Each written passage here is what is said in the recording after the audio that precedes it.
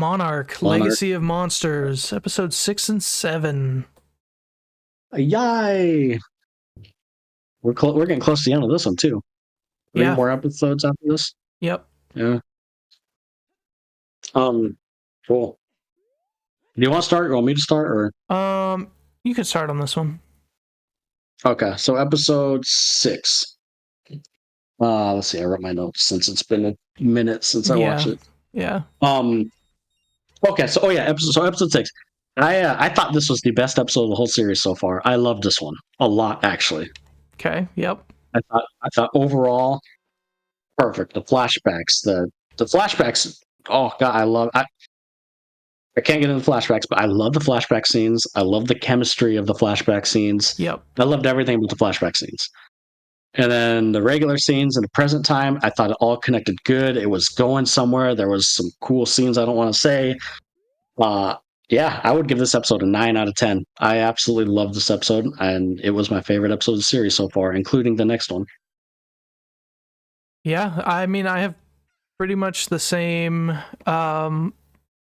I think I was between an 8 and a 9. I think I'll stick with my 8, but I do think that it was one of the best episodes for sure. It was really good. I definitely liked the flashbacks. Thought it was interesting. It added some stuff to the characters. I thought the present stuff was a lot more like they were actually doing stuff that seemed important. And just trying to connect a little bit. Yeah. Yep. Or storylines that were going somewhere. Yeah. So yeah, I thought it was a really good episode. Okay. We'll get more into it in the spoilers. Should we do spoilers for this first, or should we give our rating for the second one? We can give our ratings for the second one. Okay. So episode 7. 7, yep. It was not as good as the other one. For this one, I really enjoyed it, but I kind of clump it in with the 2 other flashback episodes with what's her name? Kate? What's her name? The sister? Yeah, Kate. Yeah, with her and God, what's the brother's name? I cannot remember these names. Kentaro. Yeah, I kind of clumped it with those episodes, but I actually think it was better in those episodes because I really liked the present day stuff, and I think his name's Tim. I love Tim. Best character. So I don't think he is a good character, but I don't think it's. So I kind of, if I had to, like, for me, these are more on the level of those other 2 episodes, but better than those other 2 episodes. Like, not as good as this last one or the first couple episodes, but better than the other 2 flashback episodes, and better than them by a lot. So I'd probably give this one. I don't know. I actually really did enjoy this one too, and it still did further the plot. I'd probably give it a. I'm trying to think. I'm between a 7 and an 8. Okay. Just because I still have some gripes with some characters. Yeah. I'll say an 8 because I really did enjoy this one, and it still did feel like it furthered the plot a lot. So I'll give it an 8. Yeah, I have similar. I'm giving it just 1 lower than you. I gave this one. I was between a 7 and an 8. I think I'll give it a 7, although I could be influenced to give it an 8. Okay. But yeah, I thought these 2 episodes were huge steps up from the last 2. Like, oh, for sure. Like, no question. Yeah, way better. I enjoyed them a lot. This had some cool stuff that connected to other things, and definitely gave us some more insight into some characters. And I'll get into what my arguments for why it's probably a 7 over an 8, and we'll see if they hold up, and if I want to keep it a 7 or change it to an 8. Okay. That's the joy of talking about things. You can kind of think about it as we talk. Yep. All right, let's get into spoilers, because I want to talk about these. Spoilers for Monarch, episodes 6 and 7. You're warned. You are warned. Yes. Dang. Just kidding. I have something I want to start off with that I read and did not catch while watching it. But you know the French lady who originally was working for Tim and now is working with Shaw? Mm-hmm. Did you catch that she's Ford Brody's aunt? I did not. The main character from Godzilla 2014. It's his aunt. I did not. Because she mentions at Really? one point how her sister died in like was it the reactor meltdown? And that's Ford Brody's mother. So yeah, I thought that was an interesting little connection that I did not catch and saw in some comments. How did you catch that? Oh, you saw in the comment. Yeah, okay. I saw someone in the comments say it, and I was like, "Really?" And I looked it up, and it seems to be makes it legitimate. even more interesting. Yeah, yeah. Wow, that's cool. I didn't know that. Cool little connective tissue there.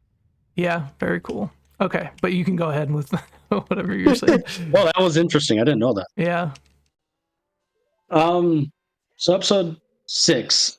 Yeah. Oh, yeah. So this, man, I really did love this episode. The flashback scenes, I like them so much. Like the chemistry between Shaw and so Dr. Pete is so good. Like, and I love the fact how like they kind of had that relationship first, and maybe if they wouldn't have gotten interrupted to go up to that hotel room, like they would have been the one to stay together and her not go with what's his face. So I just loved everything about these flashback scenes. Even the little bit of hints of like awkwardness, right? Like they were kind of like, they're a little sketchy and racist because she's Japanese. Like, oh, that's a Japanese name, right? Like, and he explained like they're very old school, and I don't know, everything about their dance together and everyone staring at them, just their chemistry and their conversations. Like the first 10 minutes of this episode, I really loved. Yeah, and I feel like... Did you feel the same? Yeah, I really liked it. I thought their chemistry was great. I feel like Shaw's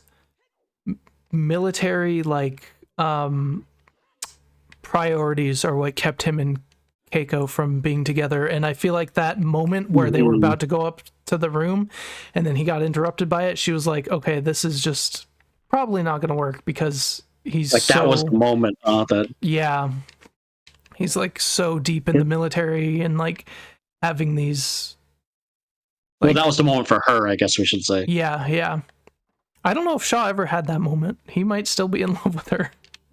I was gonna say, like, yeah, so like that was an interesting moment because like I truly think if they wouldn't have gotten interrupted and gone up there and like we're together, maybe she would have been like, you know what, like I care about this, like you're more in it. So like that was a really interesting scene. Like I really like those flashback scenes. And then even fast forward to later flashback scenes of him going to his boss's barbecue, like, hey, they need me, my people need me, and he's basically telling them to choose between work, like pretty much work or love. And he picks love and goes there, and Kate is like, you can tell she's kind of mad, Yeah, I feel like he chose that a little too late. Like he had an opportunity to do that earlier and he didn't. But because then he gets there and you could tell his buddy, what's the other guy's name? Bill Randa. I need to write these names down. Bill, yeah. You could tell he kind of knows, like, oh, what's going on? Like they kind of had scenes where he's eyeballing and and he gets there and Shaw gets there and tells him, I'm here, and then Kate kind of gets mad, like, what do you mean you're here? We need you there, like, what have you done, kind of thing. But then she pretty much tells them we can't be together. Then they have their kiss, and then like Godzilla shows up, which was freaking awesome. Yep, very cool. So like all the flashback scenes, like great stuff. Yeah, like do you agree? Is there anything you want to add with the flashback scenes? I loved all the flashback scenes. I wish it focused around those characters more, but yeah, they were all really good. And then hold on, let me go back. Let's see here. Oh, okay. And then the scenes, so the modern day scenes, which I loved. I mean, not as much as the flashback scenes, but like it was the best the flashbacks or the regular day scenes have been since like the beginning for me. Yeah, like I agree. I love the whole like breaking Shaw out of the car and the Russian lady kind of working with him. Um, I love the Monarch scenes of Tim when they're up in the office figuring out Yeah. like what's going on, and with the main Monarch ladies, telling Verdugo. about the satellites, and Yep. yeah. So like Tim, great, unexpectedly great character. I know. He's my favorite like modern day character in this. I know, and I wasn't the first after the first couple episodes. I was not expecting that. Yeah, same. And then also, uh, I loved the whole, Shaw's pretty much. I don't want to say he's like a bad guy, but like they're kind of setting up to where like like Monarch's slowly shifting, especially in the next episode. Yeah, They're that's like, oh, maybe we're gonna cheer for Monarch. Yeah, that's one thing. Like, who are we rooting for here? Because it's making me go back and forth. Shaw, then Monarch, then Shaw, then Monarch. Yeah, it is good. I think that's great storytelling. So, like for this episode specifically, Shaw goes back with the Russian lady to Kate and them, and like, hey, I need your help. And of course, they don't want to do it. Yep. Oh, and the reason they found him is because of May gave them, gave him up pretty much, but they don't know that yet. Yep. They reluctantly decide to help, or kind of reluctantly, but it's as of need, I guess, to find their dad. Mm-hmm. And that kind of leads to a little adventure with them, and then they find their dad. The dad waves, go, go, go. He has like some sort of device, which we assume is maybe the Godzilla. Same. It's the same device as in the flashback. It kind of looked like, But then, like what was it? Shaw said, or someone said, like, why would he be trying to call Godzilla when that's what he's been trying to prevent? Yeah. So we still don't know the dad's motives really, but then we see Godzilla again. So like we got two Godzillas. I know. I love that. Like, and he was just like chilling in the middle of a desert, just like resting. He was just chilling in the desert, and with the flashback scene, like, dude, like, this is why this is my favorite episode. Like, between the flashbacks and the amazing chemistry of the characters in the flashbacks, plus Godzilla, and the fun adventure, and finally bring the story forward, and Godzilla and Tim, and the modern day scenes, and like having it all together in one episode. It was amazing for me. Okay, you're making me rethink my 8 into a 9, but we'll see. We'll see. That's the gist of it. And at the very end, Shaw goes his own way, and the kids go their own way because they want different things, and they don't trust Shaw. And then that's when May kind of confesses, I lied to you. I needed my family back, and and but I'm going to complain more about this in the next episode, so I'm not going to do it now. But that's kind of how it ends. So that's my thing. What did you kind of agree with the goods? Was there any bads I missed you didn't like? So just, I don't know if it's a nitpicky thing or like, I don't understand at the end why they leave Shaw. I feel like the main 3 characters just do things and don't think about things, and they change their mind on what they want. Like, oh, I want to find my dad. Oh, I don't want to find my dad. Oh, I want to find Godzilla. Oh, I don't want to find Godzilla. Like, it just seems so inconsistent. I can see that. Like, but, that's kind of, I've still, and May kind of annoyed me a little bit in this episode. We do learn more about her later, but like, I don't know, I'm just not into the main 3 in the present. I think that's the biggest thing that kind of brings it down. But other than that, it was a great episode. And even the brother, forgot his name already. Kentaro. Even though I like him, he's not given a lot to work with. Yeah. Like, they're given more screen time for May and Kate, and that's who like I care about literally the least. And they are definitely doing the love triangle thing, although that's the next episode. Oh god, we'll get that in the next episode. Because I have some complaints. But like in this episode, like really there's few complaints for me. Like I really did think this is the perfect blend between monster and mystery and modern and flashbacks and characters. So I really like this one. Maybe we probably will get more answers on this, but I'm curious why their dad just dipped. Like, found Godzilla and then didn't check on the kids, like didn't make sure they were okay. Thing, like he just was like, peace. Like, what was up with that? I don't know. I was wondering that too, and I guess the kids want to know that because because like they kind of like the brother find the dad anymore doesn't want because he to just find the dad, but did the that. sister Kate does. Yep. So, but anyways, yeah, I loved it. If I'm missing anything overall, like that's why I gave this a 9 out of 10. Yeah, I could go like 8.5 out of 10. I thought, 8.5. yeah. Okay. All right. So episode 7. I'll let you start with this one. Okay, so I gave this one a 7. It's another solid episode, and it picked up after the lull of the episodes 4 and 5.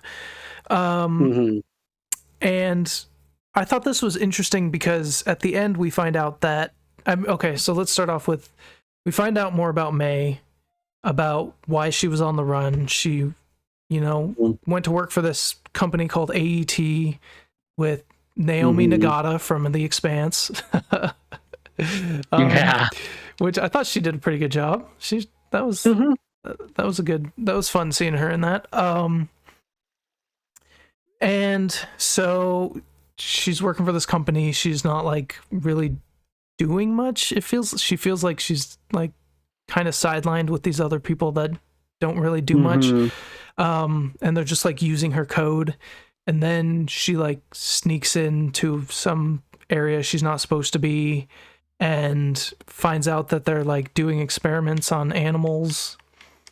And so she does she wipe data? I think, is that what it was? She like wiped the data, wiped a year's worth of data. Yeah.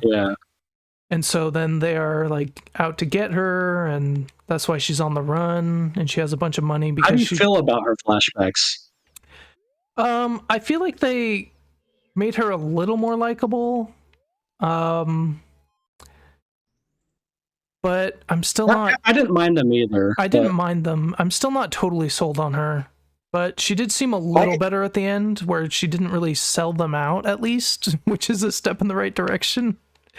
Right? So I would hope she didn't sell them out again. Yeah, for the second or third I guess time. my issue with the flashback scenes is like, I don't know, like they kind of made her seem like she thinks she's better than everyone. Like they didn't make me hate the company to where like I see why she would sneak in and do all that.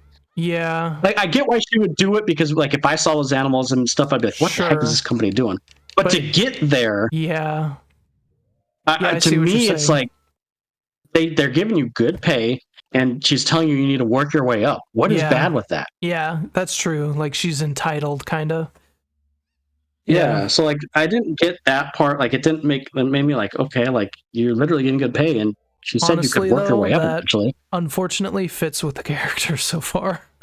Yeah, you're right. You're right. That's why I thought sneaking in and doing all that was premature. I'm like, girl. Yeah. I mean, I don't know how long she was working there. And then she's like, "Oh, I get a raise." She's like, I'm already getting paid." Like it wasn't about the money. Like I don't know. So like I liked the concept of it, like a big corporate company being after you. It kind of reminded me of like I don't even play Cyberpunk, but I never did. I want to though. But there's like you could pick between like your one of the passes being like part of is corporate. You're like a part of the big company. Oh, okay.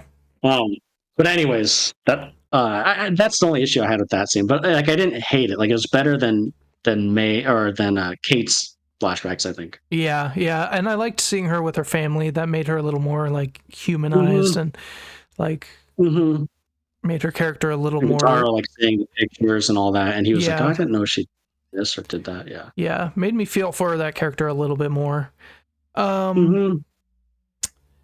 So, and then come to find out at the end of that episode that AET eventually becomes Apex Cybernetics, which is the company responsible for Mechagodzilla. So that's a really cool that is a cool little tie-in. And like the only reason it happened is because Verdugo made that deal with Naomi. I don't know her character name in the show. I'm just gonna call her Naomi. And so that was cool. Which is interesting. It connects to the movies. Yeah. Yep. And then my other thing with this episode was, we kind of talked about it already, but like seeing Shaw, it feels like they're framing him completely different now, where before it's like he's the good guy, he's going up against Monarch, he's trying to do what's best for the world. In this one, it was like we don't see a lot of his planning, we just see him executing stuff, and it's like, dang, he's like, is he the bad guy? Like, now we're focusing more on Monarch, and like but he's getting stuff he's done. still like letting people, he's still letting like, hey, you guys could leave if you want, doors open, but if you don't leave, we're locking it down. So like he's still like, I don't know. You're right though. The show's definitely framing him as like I don't know if you should be rooting for this guy. yeah, which is interesting. It keeps me on my toes. It's like, who do you trust? Like, the only person I actually trust right now is Tim, is because he seems to be like real. Like, he'll say what's on his mind. Like, these last couple episodes, Tim has been like the heart of the show. Like, he's like, we should have trusted these freaking kids. Yep. I feel like he's a stand-in for the audience. It's like, he's saying some of the stuff we're thinking, like, why are you doing this? Why don't you do this? And he says it, Like, you're right. He was the only one I could trust. You know, like him, he's literally just wants what's best. And he says that. And, and then he tells Monarch to kind of go out in the open. Yeah, I liked that part too. I thought that was a good idea by Tim. Good job, Tim. yeah, Tim is. You're right though. Tim is the greatest. His comedy, his heart.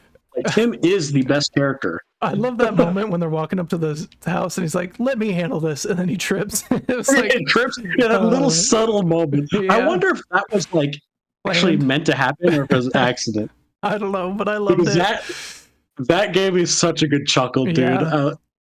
But I thought it was going to be like he knocks on the door and says something stupid, but it was like it went on the curb. And it was so funny. It's so subtle. I like that too. Yeah, for sure. And then they're talking about the manga and like, oh, is this that? Yeah, that was funny too. And they like asked more about it, and he's like, "Oh yeah, I got this. It's this." It's like, yeah, he seems like he would know.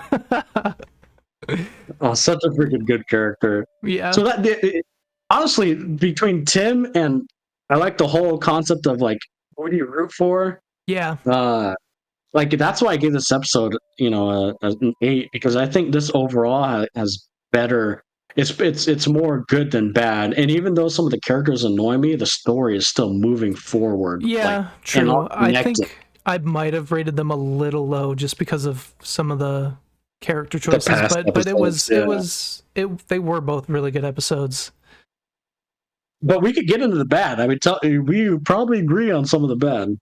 I think I kind of talked about the bad still, like, well, the love triangle, like that was an awkward scene. I don't know about you, but like them in the car, like him just being like, oh, they're okay. I absolutely hate. This is like, honestly, like, if this wasn't in it, I could even give this higher. I hate, like, I truly hate it. Like, I want to go down a point just by thinking about this right now. Whenever they have May apologizing and doing all this, she always looks to Kate. You don't have a history with Kate. Yep. You should be telling your ex that you've known and you've had a relationship with. Is it just me? It bothers me so much how he's just in the background when she should be telling him this. Right. Yeah. Oh, it bothers me so much, dude. Like, so much, as you could tell. Yep. That car scene, like you said, was so awkward. Yeah. And like, it might not be as bad. I still don't think I would like it, but it might not be as bad if we didn't find out that Kate was a serial cheater and May has abandonment problems, and like, I don't really want to root for these characters, and now they're... Kate was like a good character, then yeah, maybe we would be like, you know what? Like, I kind of want Kate to have it. Like, yeah.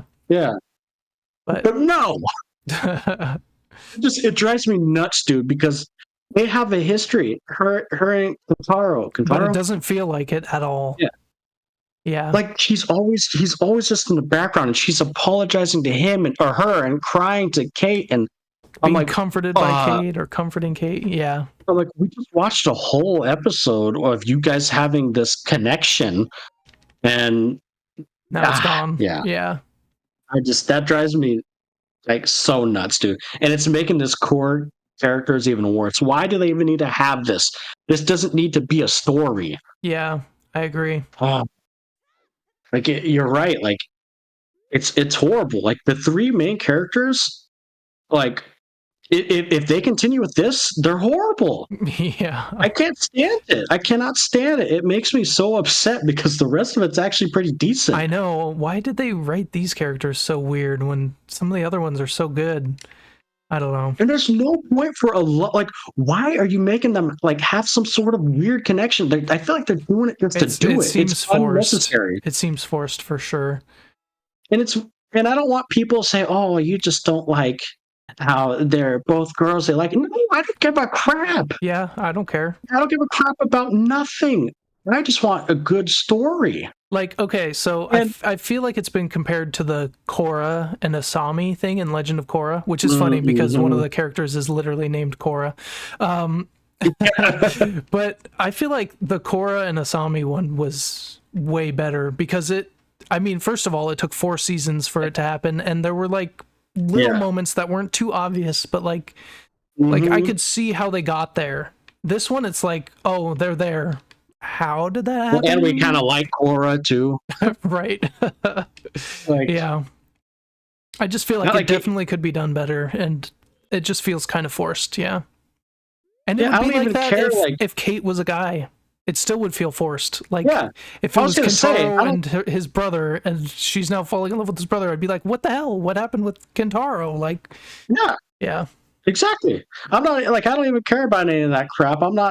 I give good props to where do. I don't care about that. I care about good story, and that's not a good story. It does not need to be in this freaking story. Yeah.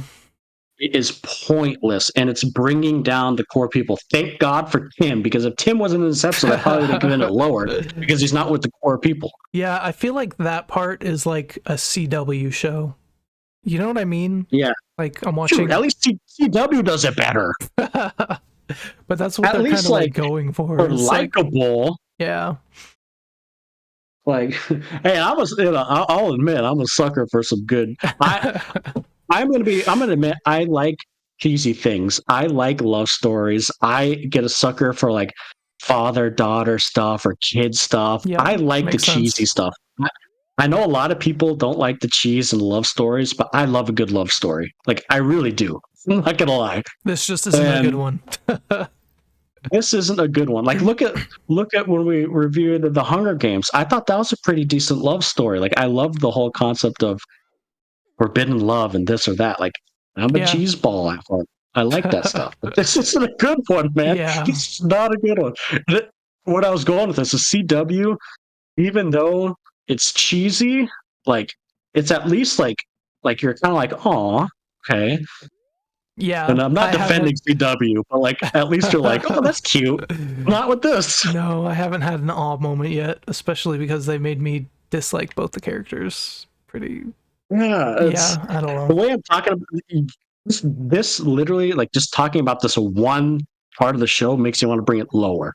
Even though the rest of the episode I loved. Yeah, I love that. I don't think it had that big of a... I'm more worried about what's going to happen in the future and just like small things in this episode, but yeah. There's just a couple scenes, like it wasn't like a main point in this episode or even the show, but it's the little moments that just bother me so much. Yep. And I hope, like, you're right, in the last few episodes, I really wonder what they're going to do. Yep. But besides that, I know we went on a 5-minute rant on this. That the episode was awesome. That's why I gave it an 8. Yeah. In the end, so Rashad, so he was like blowing up the hole to get to Hollow Earth. Is what it looked like. I think it. Yeah. So he closed it. It seemed like. So he might have stopped because they were talking about it having the same signature as G-Day. So maybe something closed it to prevent it. Maybe. Yeah. And he did that without anyone dying. Like, that's. I mean, if that's pretty good. Yeah. So, like, that's the thing. So is he really bad? He's just trying to prevent things. I think he is trying to prevent things. Yeah. And he's not doing it by killing people, trying to do the right thing in the wrong ways. He's still not killing people or anything or forcing people to do anything. I think because we had so much of the Monarch point of view, to them, he is the bad guy. So that's kind of why it felt like it. I'm curious what his overall goal is, though, because it could technically go either way. I don't know what exactly would be the bad way, but I don't know. Maybe just, I guess, just doing anything at all costs, even if that means people dying. yeah, and like Even though also you can still argue that's life, but yeah, and whatever the dad's doing might have something to do with it, because he was I was definitely gonna trying say, we to wake still up don't know about Godzilla. Yeah, so if Shaw, yeah, I don't know. does he know? Maybe. So this was set before King of Monsters, right? Was he Right? maybe sensing or has some stuff like insight on those monsters? So he's like, we're gonna need Godzilla again, kind of thing. Yeah, that could be. Um, because I'm trying to figure that out too. Yeah. That's an interesting little mystery that they're slow building, which I like. Yeah. Um, Yeah, me too. I don't know, I will say this: these last two episodes, like, put it back on track for me. Like now, like Yeah. after the two before these last two, like episodes 3 and 4, or was it 4 and 5? Yeah, those were I was definitely worse. I was slowly like I was still excited to watch, but it was more of like, it's kind of fallen for me. But after these last two episodes, my hype is back up a little bit. Yeah, I agree. It's hooked me back in.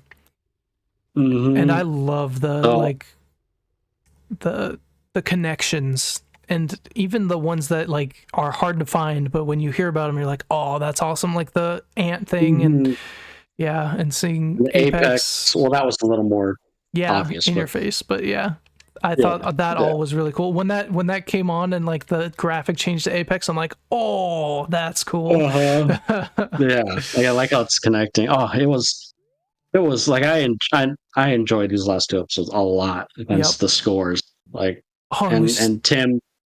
Now let me ask you this: so if Tim wasn't in this, would this last episode be this high, or even the episode before? Probably not. Like, but it would only lose like a point for me. Like, it wouldn't be. Yeah, but he definitely adds that extra for sure oomph. I feel like he's definitely needed that character, and I'm very glad that he's in the show. And I was like, there's no way they're gonna kill him off in that plane or that helicopter. They said that. Godzilla I'm like, no, Tim was on that. There's no way. Yeah. I was like, okay, Tim's not gonna die. And if they did, I was like, oh, okay, well, that character kind of went nowhere. Yeah. Yeah, that's kind of all I got on this episode. I really like both these episodes. Yeah, and the best thing is, it's not just one more episode left, right? We have 3 more. Yep. Oh, 10 episode seasons. 10 episodes. For some reason, that just feels so much better. Well, yeah, because this week would have been the finale, right? Episode 8.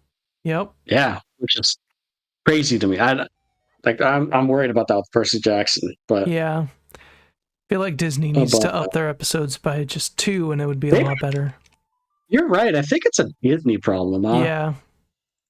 Because even like I don't know if you watch Stranger Things. If you don't, you really freaking should. Oh, I do. I love Stranger Things. Okay.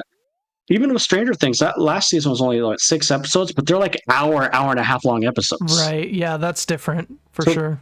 They're almost like 6 movies, you know? If you're going to have, with Disney, it's like 6 episodes and like 25, 30-minute episodes. Yeah. Yeah, for sure. Come on, Disney. Get your act together. Seriously, don't get me started. I could talk about Loki again. I think we've covered that enough. All right, that's all I got.